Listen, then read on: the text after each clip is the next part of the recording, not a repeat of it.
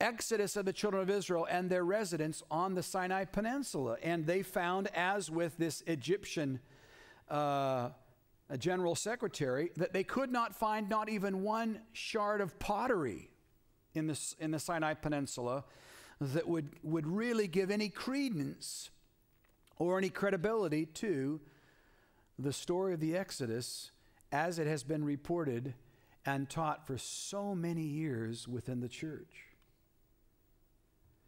David Wolf, the rabbi of the Sinai Temple in Los Angeles, California, who's assistant to the chancellor at the Jewish Theological Seminary of America in New York. He is named as one of the 50 most influential Jews in America. What does he say?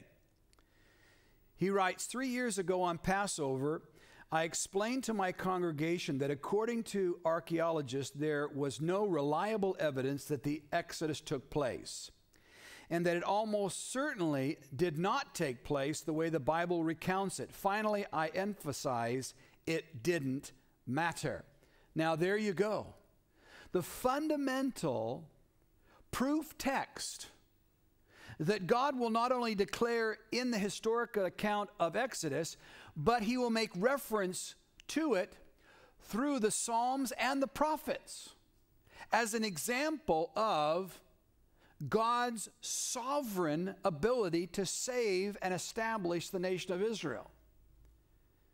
And yet experts today, both secular and Jewish, are in agreement that within the Sinai Peninsula and associated with all the traditions which have been established for more than 1,500 years, there's no evidence for the Exodus.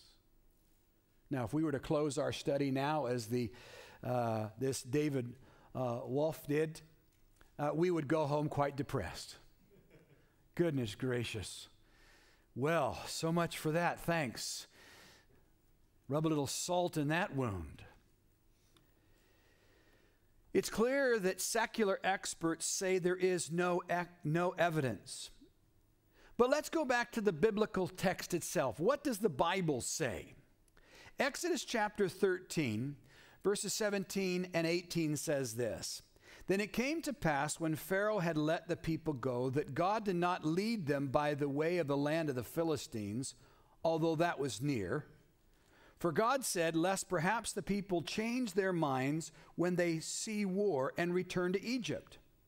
So God led the people around by the way of the wilderness of the Red Sea, and the children of Israel went up in orderly ranks out of the land of Egypt.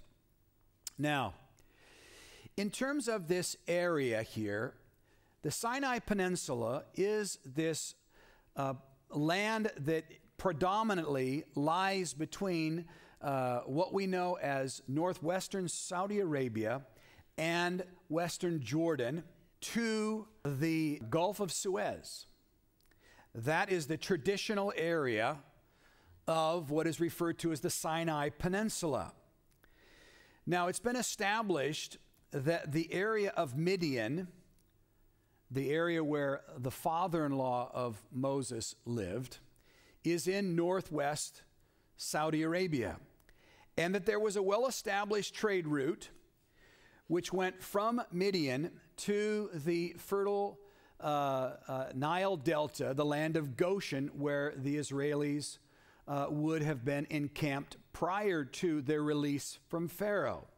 That route would have taken them through the land of the Philistines. And so this quite possibly could have been the route of Moses after he is commissioned by God, when God speaks through the burning bush, telling Moses that he is to go before Pharaoh and tell him, let my people go. And so that's the best route that archaeologists can come up with regards to the natural pathway you would go from the land of Midian to the land of Goshen, where the children of Israel were residing and now have left because Pharaoh has let them go. In the back of most Bibles, of course, there are many different depictions of these various routes, and you'll notice that there's a lot of uncertainty. Now, here's a map that's on the back, in the back pages of my Bible.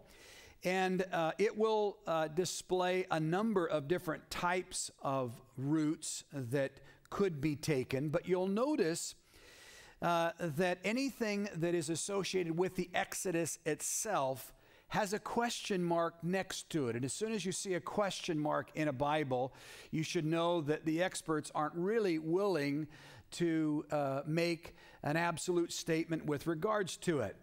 We know that they left the area of Goshen, which is the eastern portion of the Nile Delta. There are some scholars that believe that their first obstacle was to cross through not the Red Sea, but the Reed Sea. It always amuses me when I hear people make a huge thing of, well, you need to understand that one of the ways the Hebrew can be translated is reed rather than red, and therefore they cross through the Reed Sea. There is a marshy area that did exist at that time, and it was a large area where reeds would grow. And of course, I love to quip, then if the children of Israel did not cross the Red Sea, but the Reed Sea, of course, then that would mean that Pharaoh's entire army drowned in a foot of water, which is even a greater miracle. But the Reed Sea is a very common statement that people will make in trying to explain the biblical text. The next is that they actually went north to a place called Baal-zephon, which not quite sure from antiquity whether that is a name that was given to it because it is a convenient connection with the biblical account. But nonetheless, it's a small area where there are a few lakes, and so they feel that the children of Israel went north and crossed one of these small lakes at Baal-zephon. Of course, there is also this position whereby they cross the northern part of, in your Bible, the Red Sea. Notice what we know as the Gulf of Suez. Most Bibles will call that the Red Sea, and then to the east of the Sinai Peninsula, they will refer to that as the Gulf of Aqaba. From there, the traditional route is they go 3 days from the crossing and they come to the bitter springs of Marah. Notice the question mark, because when you travel to this area of Egypt today, of course, there's no evidence of there ever being any type of source of water there. So they make up all kinds of different reasons for that to be so. But there's no rock formations, there's no any kind of geological information that would lend you or make you believe that previously there was some type of body of water there. Then, of course, they go to an area of Elim, where there's supposed to be 12 wells and 70 palm trees. And, of course, yet again, it's an area on the map where when you visit that today, there is nothing there. And there's nothing to indicate there ever was anything there. Then, of course, they travel down to what we know as the tip, near the tip of Mount Sinai, to Jebel Musa. That is the traditional view which is represented in most Bibles. And that is the view that both secular and Jewish historians have refuted. And thus, if you place the basis of your faith in the Bible upon an inaccurate representation of the truth, of course you can refute it.